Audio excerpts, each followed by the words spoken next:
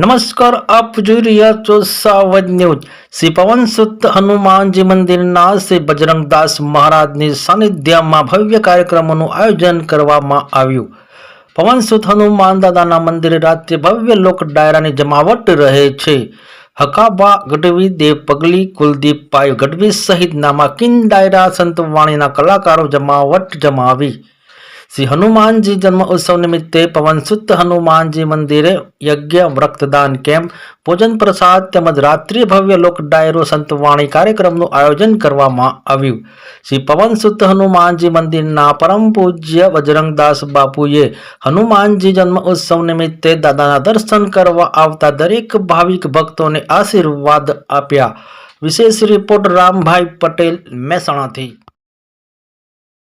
લાલજી ડિયા છું અને પર્યાવરણવાદી તરીકે મહેસાણામાં નેચર એન્ડ એનિમલ મૂવમેન્ટ નામની સંસ્થાના ચેરમેન તરીકે સેવા આપું છું અને પર્યાવરણ ક્ષેત્રે મહેસાણામાં જનજાગૃતિ લાવવા માટે ખૂબ બધી સંસ્થાઓ સાથે રહી અને અમે કામ કરીએ છીએ। આ હનુમાન જયંતિનો જે કાર્યક્રમ છે એ મહારાજજીની અથાગ મહેનતથી, વર્ષોથી એમની તપસ્યા અને એમની સેવાથી આજે આ મંદિર પહેલાં તો ખૂબ નાના પ્રમાણમાં હતું અને અત્યારે મહેસાણાનું એક નામી મંદિર તરીકે ઉભરીને આવ્યું છે અને હજારો માણસો અહીંયા આ સેવાનો લાભ લે છે, અહીંયા ભોજનનો લાભ લે છે અને મહારાજજીની ખૂબ સેવા અને ખૂબ પ્રચાર પ્રસારથી આ મંદિર આજે ખૂબ મોટું વટવૃક્ષ બની અને મહેસાણામાં નામી મંદિર તરીકે ઉભરીને આવ્યું છે। ઘણા વર્ષોથી આ પ્રોગ્રામો બાપુ કરે છે પણ અત્યારે તો મહેસાણાનો લગભગ 10,000 માણસનો તો જમણવાર સાંજે હોય છે અને એ બાપુના અથાગ પ્રયત્નથી ખૂબ સારી રીતે સફળ જાય છે।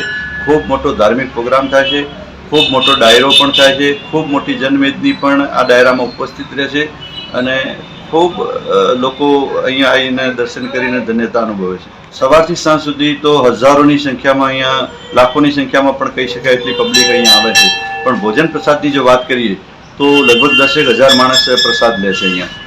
બજરંગદાસ મહારાજ હનુમાન જયંતિ મહોત્સવ આ પંચકુંડી